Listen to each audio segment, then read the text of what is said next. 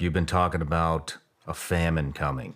Because pandemic, famine, and war, they go together. They're a triangle. As you know, today we have a lot more technology than we had in the past. I mean, that's to state the obvious. And one of those is nitrogenous fertilizers. They used to use guano, bird guano. Wars fought over guano, right? Because that was the original nitrogenous fertilizer. BASF this is really important. So I hope everybody's paying attention because this is all going to come together. Mm-hmm. The BASF plant on the Rhine River dumps out at Rotterdam. They started making the nitrogenous fertilizers there in 1914. So other companies started to make nitrogenous fertilizers.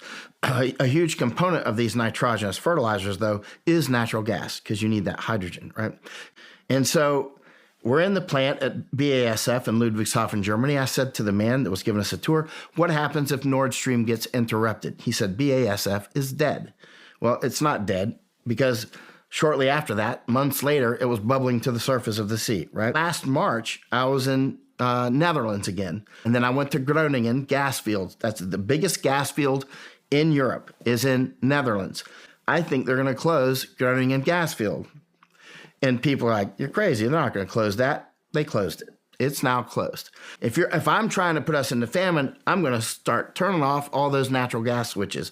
I'm going to reduce the nitrogenous fertilizers. I found in a 1911 Encyclopedia Britannica, people can find this, and I went right to F for famine. I wanted to see what they were saying about it. It goes and it talks about, well, the big famines are probably over. There probably won't be any more big ones now because we have faster ships, bigger ships. But what they were wrong about was how evil man can be. Because the biggest famines have been man-made, like by Stalin and the Holodomor, like by Mao, by so many of these famines. The 1845 to 1854 famine in Ireland was not all about the fungus and the black potatoes, right? A lot of it was caused by the English cutting them off. What do you advise people do to get ready for it? One thing's for sure, it's not going to be easy. Everybody is going to have a different solution. But it's going to have to be community-based. One of the things retired military man told me started to arrange his community around his church. He started taking an inventory of everybody's skills, like roofs, you know how to do plumbing, you know how to do electrical, whatever, right?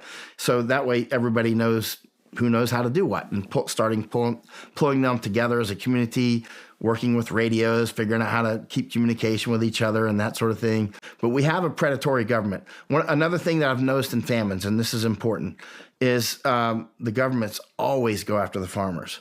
So for the people that are listening that we've just scared the hell out of with the famine, best thing is for them to build community. Build community, definitely.